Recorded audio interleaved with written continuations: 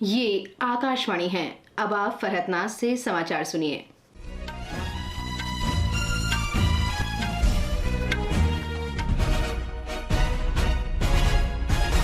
चीन के हांगझो में हो रहे एशियाई खेलों में भारत ने 100 पदक प्राप्त करने के लक्ष्य को सफलतापूर्वक पूरा कर लिया है। भारत ने आज सुबह महिला कबड्डी में स्वर्ण और तीरंदाजी की कंपाउंड स्पर्धा में 2 स्वर्ण पदक तथा 1 रजत और 1 कांस्य पदक जीता।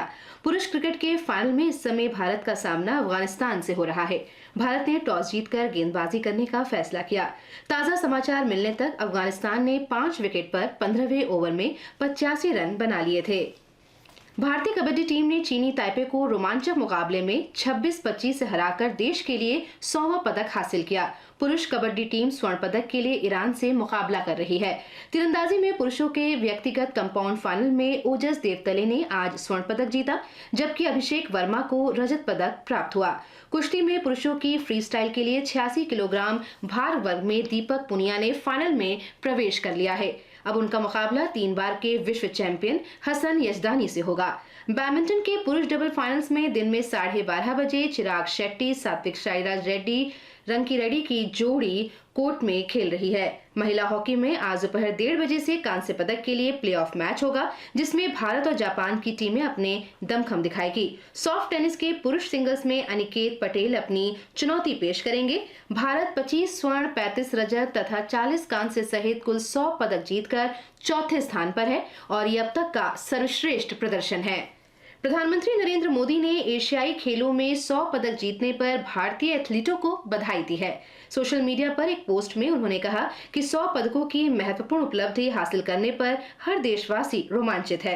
उन्होंने कहा कि हर असाधारण प्रदर्शन ने इतिहास रचा है और भारतीयों में गर्व की भावना पैदा की है। श्री मोदी ने कहा कि वे एशियाई खेल में शामिल भारतीय दल से मंगलवार को मुलाकात करेंगे। खेल मंत्री अनुराग सिंह ठाकुर ने एशियाई खेलों में 100 पदक हासिल करने पर सभी एथलीटों को बधाई दी है। श्री ठाकुर ने नई दिल्ली में संवाददाताओं से कहा कि ये एथलीट भावी खिलाड़ियों के लिए प्रेरणा स्रोत बनेंगे।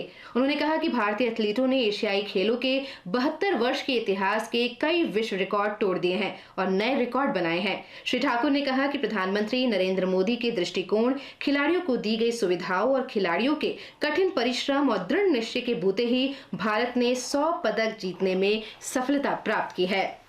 वित्त मंत्री निर्मला सीतारामन की अध्यक्षता में वस्तु और सेवा कर जीएसटी परिषद की 52वीं बैठक इस समय नई दिल्ली में चल रही है।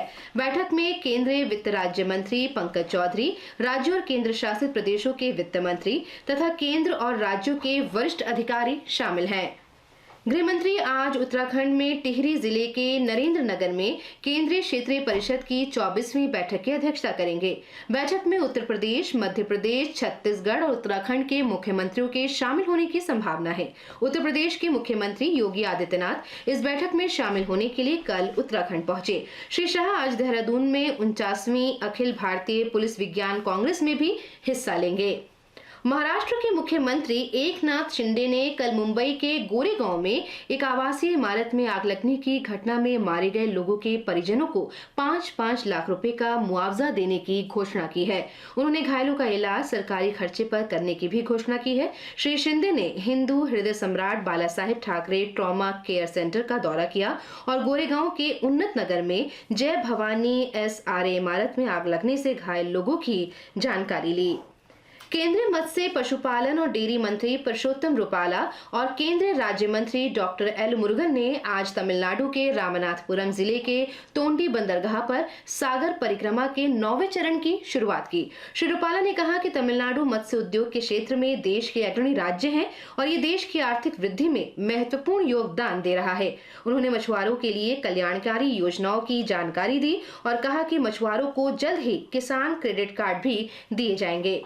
प्रधानमंत्री नरेंद्र मोदी ने आज कहा कि प्रसिद्ध कृषि विज्ञानी प्रोफेसर MS स्वामीनाथन के असाधारण कार्यों की बदौलत ही भारत आज खाद्यान्न की कमी वाले देश से ऊपर उठकर खाद्यान्न के मामले में आत्मनिर्भर राष्ट्र बन सका है। इसके साथ ही ये समाचार बुलेटिन समाप्त हुआ।